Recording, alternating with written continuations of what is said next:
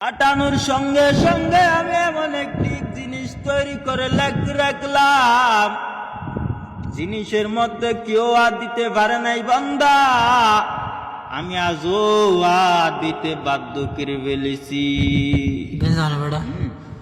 এ মোহাম্মদ নবী, মান রব্বুকা, রবের নাম আল্লাহ কয়, দ্বীনের নাম ইসলাম কয়, নবীর নাম মুহাম্মদ সাল্লাল্লাহু আলাইহি ওয়াসাল্লাম কয়। আরে যৌবনকাল কোথায় কাটাইস বল, মাল কোন পথে ব্যয় করছো, কোন পথায় করছো বল। আরে এতিমের গলায় ধাক্কা দেওয়া মুনাফিকের আলামত হয়ে পড়ছে বান্দা।